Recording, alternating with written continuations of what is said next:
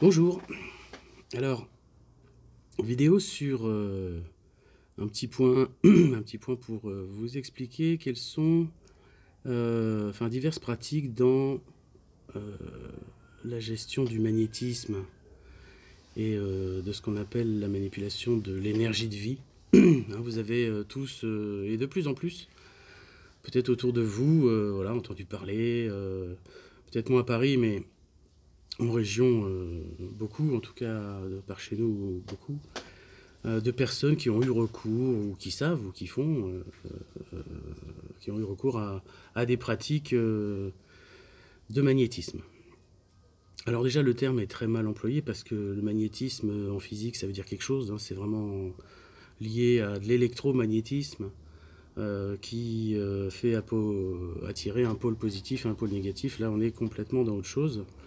On parle de manipulation de l'énergie de vie. Vous savez tous que tout est vibration, je le dis dans chaque vidéo.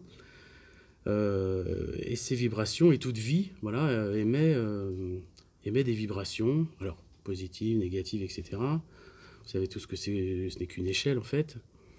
Et des praticiens, hein, des gens utilisent parce qu'ils ont une sensibilité supérieure à d'autres,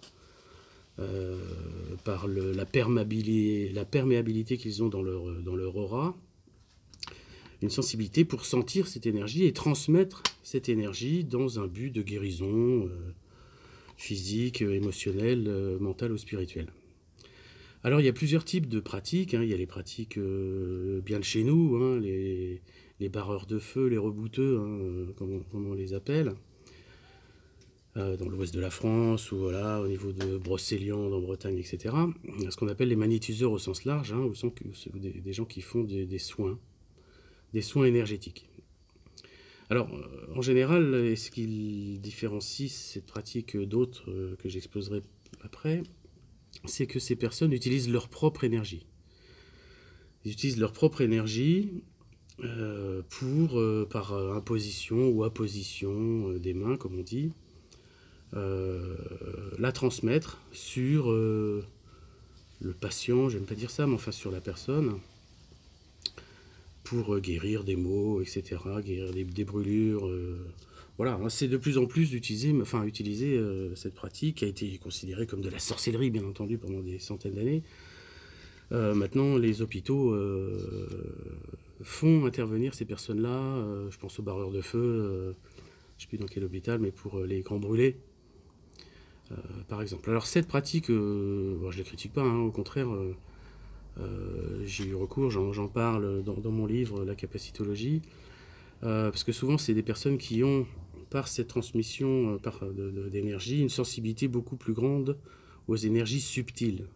Et subtil, ça veut bien dire ce que ça veut dire, c'est que c'est pas du 220 volts, hein, c'est vraiment quelque chose de très fin, d'imperméable. Hein. Moi personnellement, je sens pas facilement l'énergie avec mes mains. On me dit que je le transmets, mais je le sens moins. Et l'inconvénient, c'est qu'ils utilisent leur propre énergie. Ils utilisent leur énergie à eux, bénéfique, pour la transmettre. Donc souvent, voilà, ils vont faire 2 séances par jour, 2-3 séances par jour, et puis après ils sont sur les rotules parce que ça les a vidés. Voilà, et puis ils doivent se nettoyer parce que c'est un échange, hein, l'énergie c'est un échange, donc ils vont balancer leur énergie positive et puis récupérer l'énergie négative des personnes qui sont en train de traiter. Donc souvent ils se nettoient par des rituels, etc. Et souvent, voilà, ils peuvent choper des maladies, et c'est des gens qui n'ont pas une durée de vie forcément très très longue. Alors, il y a d'autres pratiques où c'est pas l'énergie du praticien qui est utilisée, mais c'est l'énergie universelle, qu'on appelle le ki en japonais, le shi en chinois. Je peux commencer par le reiki, le fameux reiki dont on entend parler de plus en plus là aussi. Reiki, donc c'est japonais, ça date de 1920 à peu près, ça a été initié par un gars qui s'appelle Mikao Usui et qui a élaboré une pratique qui consiste à poser les mains à des endroits précis avec des positions de main particulières, suivant les endroits, avec une vingtaine de positions sur le corps de la personne, des séances qui durent entre 45 minutes, 1 heure. et qui permettent voilà, de guérir, là aussi, le patient, mais c'est pas l'énergie du praticien qui est utilisée, c'est l'énergie divine. Divine au sens large, l'énergie universelle. Et le praticien sert en fait de canal et utilise l'énergie de l'univers, qui est en abondance évidemment, pour transmettre ces trucs-là. Pour transmettre la guérison ou le bien-être, hein, ou la libération de chakras, etc. Sur certains points précis. Alors, voilà, il y a une douzaine, entre 12 et 20 positions différentes, devant, derrière, etc. On peut se le faire à soi-même aussi, bien entendu. Et cette pratique Reiki repose sur alors des séances et puis aussi des formations qui donnent en fait des niveaux. On est niveau 1 Reiki, on est juste voilà, pratiquant. Et on peut se faire du Reiki à soi-même ou à ses proches, à ses enfants, etc. Le niveau 2 Reiki vous amènera des particularités comme la gestion de symboles qui multiplient la puissance de la canalisation de l'énergie et vous permettra de pratiquer sur des personnes voilà, de votre entourage quelconque. Moi, moi je suis niveau 2 en Reiki, voilà. Juste pour info. Il y a le niveau 3, hein, qui est le maître Reiki. Alors je déteste ce mot maître parce que bah, c'est pas dans notre culture hein, d'appeler les gens maîtres juste parce qu'ils ont 2 ans d'ancienneté de plus que nous, etc. Mais dans la culture japonaise, voilà, on appelle ça un maître qui veut dire, bah en fait, voilà, c'est le maître-élève, quoi. C'est vraiment la relation unilatérale, enfin, de transmission. C'est le maître qui transmet à l'élève. Donc le niveau 3 qui permet d'être voilà, véritablement au-delà du niveau 2 qui est praticien, là c'est vraiment le maître permet de s'installer, hein. On peut en faire son métier limite. Hein. Et puis le niveau 4 qui est le maître enseignant, qui est le niveau qui permet d'enseigner aux autres personnes et de faire des formations niveau 1, niveau 2, niveau 3 et niveau 4 en Reiki. Alors le Reiki c'est de plus en plus utilisé comme je disais, c'est même remboursé par la sécurité sociale en Suisse. Voilà, il y en a qui considèrent ça comme une secte, voilà, mais ce qui fait ça c'est le niveau de l'enseignant quoi. S'il est perché évidemment la pratique va paraître un peu étrange. Hein, il y en a qui confondent le Reiki et puis nos cultures à nous. Hein. J'ai eu des témoignages de personnes qui avaient assisté à des formations, enfin qui avaient subi des formations, comme on dit, ouais, bon, qui étaient allés se former en Reiki avec des gens qui parlaient de la Vierge, des maîtres ascensionnés et tout ça. Ça n'a rien à voir. Ça a sa valeur aussi, mais ça n'a rien à voir. Si on fait au-delà du Reiki, ça s'appelle plus du Reiki. Voilà. Donc petite chose. Alors au niveau des tarifs aussi, j'en ai pas parlé, mais souvent, bah voilà, les magnétiseurs, on donne un peu ce qu'on veut, où il y a des tarifs fixes, ça peut être 30 euros, 40 euros, etc. Ah, c'est un peu plus normé au niveau du Reiki, on a des séances, voilà, je sais pas, c'est 40 euros par exemple. Et puis des formations aussi, dont le tarif voilà, permet pour, je sais pas, 160 euros par exemple. Pour le tarif de 4 séances, on peut se former soi-même pour voilà, ne plus avoir besoin, entre guillemets, d'aller se faire des séances de Reiki soi-même. Bon. Alors, autre pratique, en plus du Reiki, c'est le Laoshi. Le Laoshi, on en entend parler de plus en plus. Donc moi, je suis initié Laoshi aussi.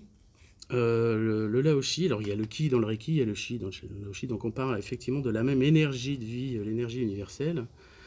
Laoshi qui est plus moderne, qui n'a pas une lignée forcément japonaise, qui a été en fait présentée et exposée au monde entier par une américaine qui s'appelle Elizabeth Chandler Patrick, et qui a révélé en fait voilà, un fonctionnement alors, qui est très similaire au Reiki. Donc c'est plus dans les années 90, hein, qui est plus simple dans la mesure où il n'y a pas 20 positions, il n'y en a que 5, plus une, et 4 quand on se le fait soi-même. Il n'y a pas de symbole, hein, mais il y a à la place des prières, une invocation en fait, on va dire, pour enlever cet aspect religieux. Invoquer qui invoque en fait, qui comme toute invocation, hein, qui permet de verbaliser de l'intention finalement.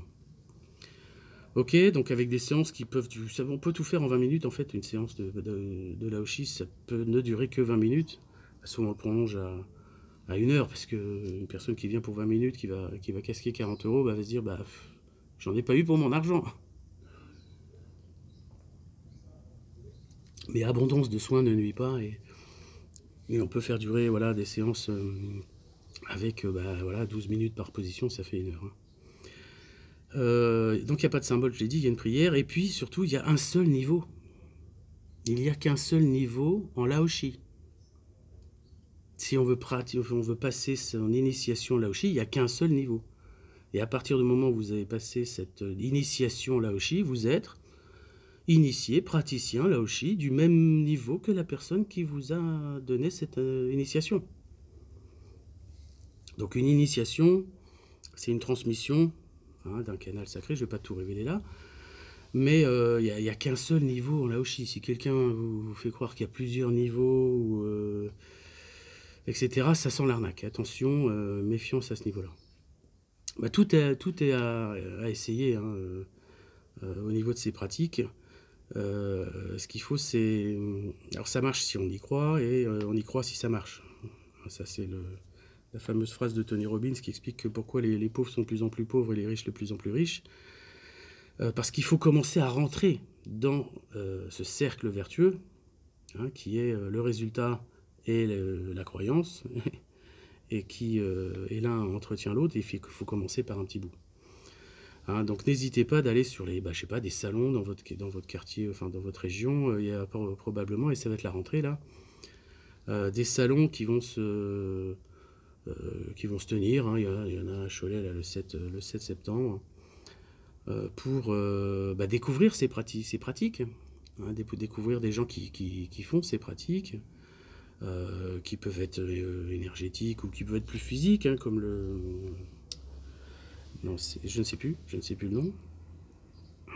Je couperai la vidéo si... Non, je ne sais plus le nom. Le shiatsu, voilà, le shiatsu, alors qui détermine des pratiques sur des méridiens du corps. Donc là, c'est plus physique, mais comme le corps astral et le corps énergétique le plus proche du corps physique, il y a quand même une certaine association entre les deux. Donc, voilà, pour cette pratique, je vous fais le petit symbole Laoshi qui va bien. Et donc, petit clin d'œil, Laoshi, un seul niveau, une formation qui dure 24 heures, et qui permet de vous initier à une pratique extrêmement rapide, par rapport après à du Reiki, qui est quand même quelque chose de plus posé, de plus évolué, de plus structuré, de plus hiérarchisé,